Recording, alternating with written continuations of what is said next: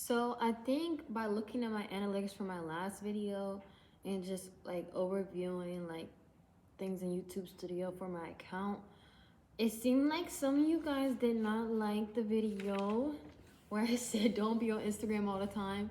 That may have been triggering, very offending to some of you who are on Instagram all the time. So I'm going to try to direct this video towards what to do when you are on Instagram, not necessarily promoting the excess use of it, but saying what you should do when you are on there. So this video will be still like mostly for independent artists, which is what I'm trying to do for my channel. Excuse my fumbling. Um, Sometimes I talk too fast, but if you want to grow your Instagram overnight, you want to use ads, okay? As an independent artist, you need to start using ads on Instagram. Even if you have $20, $30, it's still something. Keep in mind that this is not, like I said, this is not for free. So $20, $30 is still something. Usually I'm doing more than that on my like account. So if you choose to start off with that amount, that's fine. But just know you can also increase it as time goes on and if your budget increases. So what you want to do is when you have these ads, pretty much to access that, if you're, if you don't really know what I'm talking about, once you post something, usually on the right hand side at the bottom of the post, it's going to say boost post and like a blue button. Click that button and then it'll help you get started with the ads for that specific post. There's more information online, most likely from Instagram and also Facebook, if you want a little bit more information about how they work. But I'm just going to get into the nitty gritty of why they're going to help you as an independent artist. So when you're making these ads and you say boost post, which is the same thing as an ad, what you want to do is target your post towards at least 5 groups. So I think I have 10 for every time I run an ad on Instagram. And so as an independent artist, you want to do like music industry group, you want to do an R&B group, pop group, soul group, hip hop group, rap group. I think they might have an independent music group, but what you want to do is you want to target your audience towards people who fit your image and people who fit potential fans, right? Because a lot of times you have this traffic coming in, those are going to be fans or potential fans. And you don't want somebody who's a targeted audience group of like, 50-year-old biker club when that's not what you're really about. So be very specific towards your groups. If you're an independent artist, try to make them about music solely. That will help you better in the long run. If you do happen to get traction from people from the ads who are outside the music, that's different. But you want to target those groups towards who you are and towards the kind of music you make. So have at least 5 groups. So I think when you click boost post on Instagram, you will get to the point where it says like choose your audience, or Instagram will choose it for you. Do not let Instagram choose it for you, okay? Do not do that. I had done that in the past and I ended up getting like 60-year-old men talking about, hey ma, let me take you out on a date. And I'm like, I'm just trying to boost my post so I could get, some traction, so I can get some exposure, some streams. Like, I'm not trying to do all that. So be very specific about these groups. You can even put, the age ranges as well. Be very specific about the age ranges as well. I try not to do too young, but also not too old, because like, I don't really expect, like 13-year-olds or whatever listening to my whole catalog of songs. That's not something I expect. So I'm going to put a little older. So when you boost these posts and you target whatever you want to post, target your audience towards a specific age group as well. And also, when you're choosing your audience, be specific about the state. For example, the whole situation where like I was getting a lot of like fucking weirdos asking me for like dates, and just like older people who could tell I literally had just turned 18 or whatever. Like, anyways, it was because I was that had happened when I was in Texas.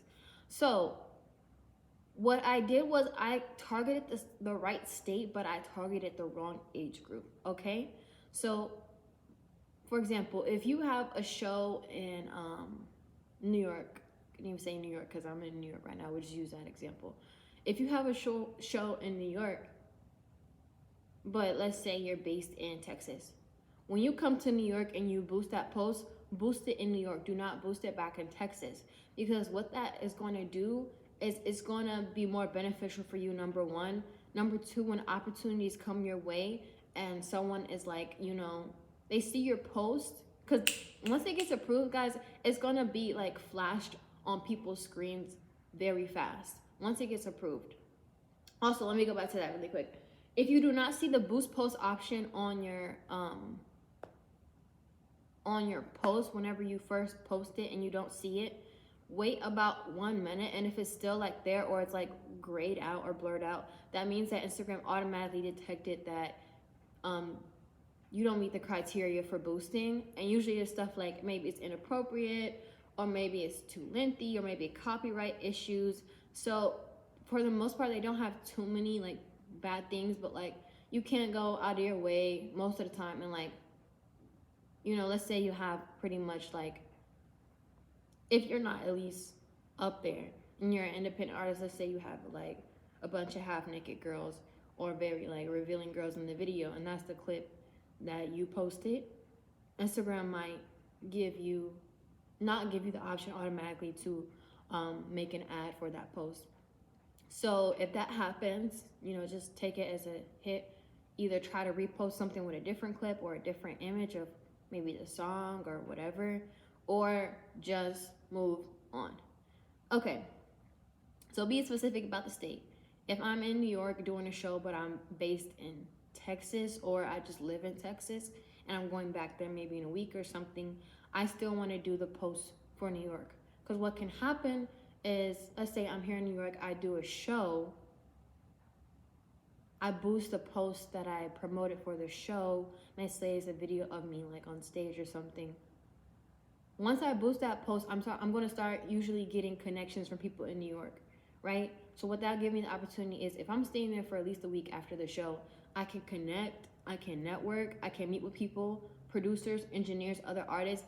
I can fucking get paid for a collab, a feature. And so what that's doing is that's building my presence and my brand in a state that I don't reside in, which is better than a place you do reside in, because you already have the opportunity to do that there, right? So let's say I travel back to Texas. When I travel back to Texas, if whatever I did was in Texas and I'm still there, I'm going to boost that post there, right? Because now I'm having time and I'm able to interact and network with people who will engage with my posts. And so I'll have time to meet them in person. We can, go to the studio, stuff like that. So be specific about the state. And just to dive a little bit more on that, if I'm in New York, for example, I don't want to put New York City on my ad. I want to put New York State in general. Be broad about the state. Be broad about the geographic region, but not too broad as like United States. That's way too big. Be specific about where you are, but still broad enough where it's just the state. So I don't want to say Houston. I want to say Texas. I don't want to say Atlanta. I want to say Georgia. And why you want to do that is that's going to give you the opportunity for like a broader range. Let's say, for example, I'm in Atlanta. I boost the post. It's for Atlanta only instead of Georgia. Let's say there's someone who's like 2 miles outside the radius of the city of Atlanta, and they have, the next step to get me to where I need to be. They're not going to see my post because I put it as Atlanta and not Georgia. So I need to be a little bit more broad with my geographic region to access my posts to other people's feeds and stuff like that. So put the state, guys. Do not put the city you're living in, put the state. That's going to help you more and get you to reach more people. And, that's what you want to do with these ads. You want to use the least money you can to reach the most amount of people, but it's still being specific enough to your image and like your brand, stuff like that. So as far as cities, I will say larger cities tend to have more attraction and more opportunities when you're boosting a post. Like, for example, here in New York, like if I was to boost a post right now, they'll probably get like at least 4 times, if not 5 times, the reach, um, than compared to if I was in Atlanta with the same budget amount and the same duration. So the budget amount is just like the $20, $30. Like I said, I usually do more, and then duration is usually like the days. I usually do 1 day. I have recently been doing 2 days, and it hasn't been bad. But usually, you want to do multiple days if you have a large enough budget to spread out between those days. But if not, just try to do it in 1 day. Um, so larger cities tend to have more opportunities and more reach. So don't get discouraged if maybe you're in a city or whatever and your reach is not that much. Um, it will still be beneficial for you, I feel like, but it's not the same compared to like a larger city, or even state in general, like say Montana. You're not going to get the same reach, most likely, than compared to if you were in New York. So once the ads start working and start populating on people's feeds, you will get to the point where people they should start hitting your DMs. So once they start hitting your DMs, be very careful to who you respond to, because you don't want to waste your time. Like for example, I'm not going to be responding to a bunch of men. I'm not going to respond to a bunch of older men trying to take me out on a date or trying to suck on my toes at midnight, whatever. I'm going to respond to people who are maybe, oh, let's do a collab, bet. Oh, let me send you a beat, bet. Oh, let's hit the studio, let me do an interview. People like that who are going to give me opportunities where I can elevate myself and post even more content that I can boost in the future. That way I'm not like, I'm using my money wisely and I'm using my time wisely, because we don't want to be wasting time, right? So respond to people who fit your campaign, delete those messages that do not fit the campaign. And if you're doing it correctly, you'll start to see like followers come in. What I do is I target it towards my profile, so people can visit my profile. But automatically when I target that, like, people end up sending me messages anyway. You can target it towards like, instead of your profile, they're targeted towards like messaging you. So like when your, I guess, boosted post shows up on someone else's phone or whatever, I guess it'll be like message me or message her. But instead of, for me, I think it says visit profile usually when I boost my post. So I would recommend you doing that if you want to boost your Instagram a little bit better. And then also, with all these things I've said, your content must be good still. Do not think that even though you can grow your Instagram overnight with this method, that it will be 100% effective no matter what. You want to make sure your content is good, clear cut quality. You want to make sure that everything is on point.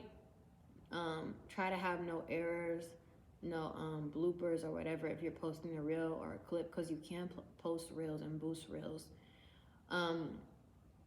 So be very intentional about the content you do post, and what you do boost, because you do not want to be wasting money. So if you have like a short clip from a music video, you can post that, because it should be good quality, showcase your talent, and also you can attach your song to like the reel, and next thing you know, like, that will help boost the streams as well. So be mindful that this may not work for everyone, just because not everyone has good content. Not everyone has the budget maybe to do a $500 music video or more. So when you are boosting these posts, be very intentional. If you even want to wait till you have a good enough like quality content or video or a photo of you did a photo shoot, you can even wait till then. Like, you don't have to rush this. It's important to let like yourself change and grow with enough time, and be patient about it. So with your Instagram, like in any platform, be patient about it. Like even with me, like I'm trying to, and I'm actually have been patient about, growing my social medias. And even on my SoundCloud, I remember like I was back in like 10th grade, and I was like, I wish I had 1,000 followers on SoundCloud, bro. And now I'm sitting here, I should be a junior in college. Don't know what's going on with the mission office or the credit transfer office. But let's just say I'm a junior in college. Um, I'm getting close to 5,000, you know, followers. Is it followers? Followers on SoundCloud. And just think back then, my goal was 1,000, bro. It was 1,000, and then look at where I am now. Like I wouldn't have imagined that I would get to close to 5,000, and even then, like that still might be nothing for like me 3-4 years in the future. So I really want to encourage y'all to be patient. If you are boosting your Instagram, be patient. I think if everything is destined for you to, you know, have that spotlight and do whatever you're doing to showcase the world, the opportunity will come at the right time. So be prepared, but also be patient. So with your content being good, you also want to look back at your analytics for whatever you posted.